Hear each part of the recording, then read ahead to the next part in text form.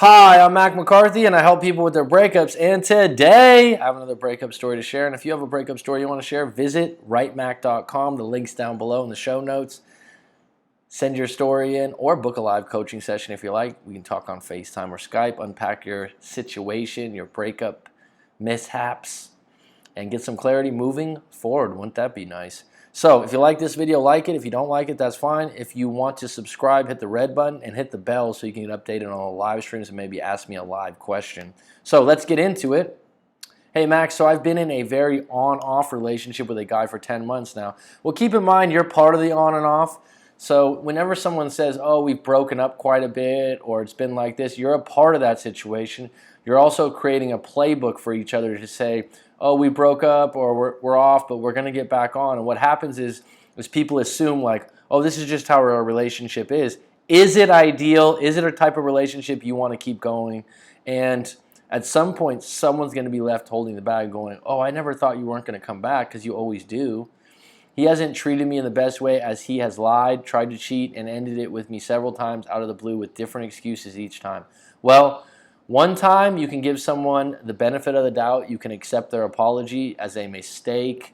And the second time, fully up to you. Three times is 3 strikes. You're out in my book. And people are just, if they do something several times, they're not going to change. They're just telling you who they are and what they do. If you want to accept that, that's your responsibility. You need to take accountability for that. I took him back each time because I was heartbroken and I love him, but my friends say I've been giving him passes to continue to do it again and again. I would agree with your friends 100%.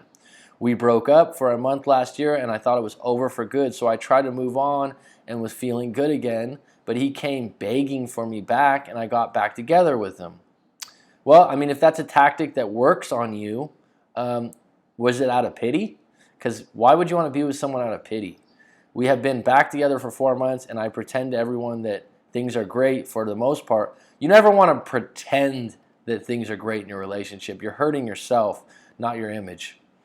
And just by writing that, if that was your friend or your family member, or your cousin, your sister, what would you tell them? Be as nice to them, give them the information that you would want to give to yourself. Or vice versa. I pretend to everyone that things are great, and for the most part they are, but I do not trust them. Trust, connection, attraction. Those are the 3 pillars of a relationship. Attraction's fleeting, attraction comes and goes, and if you want to call it on and off, that's just how attraction is.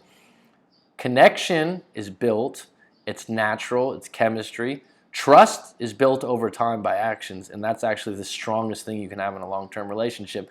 If you do not trust an individual, you do not have a long-term relationship, and you are constantly going to be putting yourself through a lot of stress. He has DM'd me at least 2 other girls since we got back together, and I found out about them.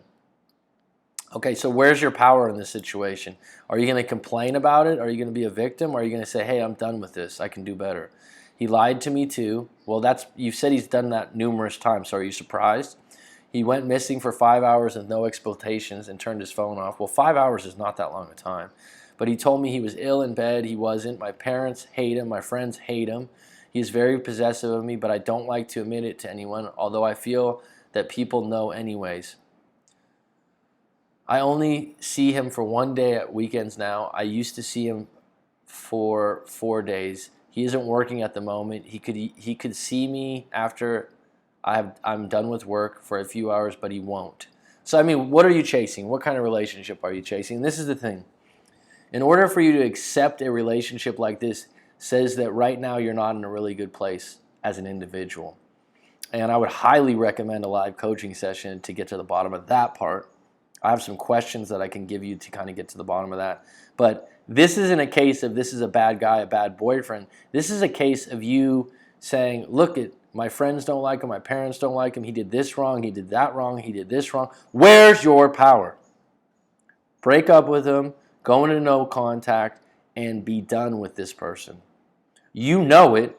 You'll feel better. There'll be a time where you'll have some pain, you'll have some hurt. But there's some reason that you're holding on to this relationship that's deeper. It's a little bit deeper than you're revealing, most likely. He's working at the moment. He could see me after I've done work for a few hours. I feel like I'm losing my friends because of him. No. You're losing your friends because you're making a bad decision with someone you know is bad for you. Let me ask you this. Are these good friends?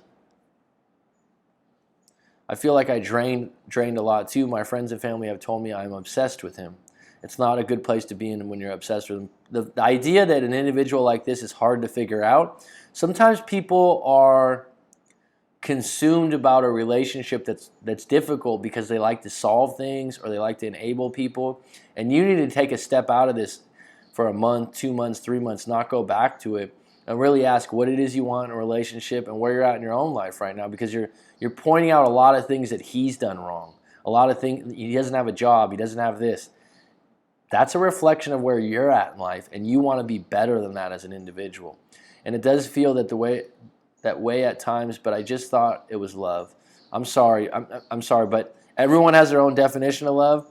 But if this is love, is it good love? I mean, you could love this individual, you care about him, but does he have the same level for you? And if that's the way he loves people, I don't think it's a good one.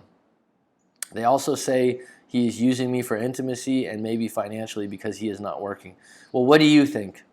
If your friends and family say that, do you agree? And if that is true, again, take a step back.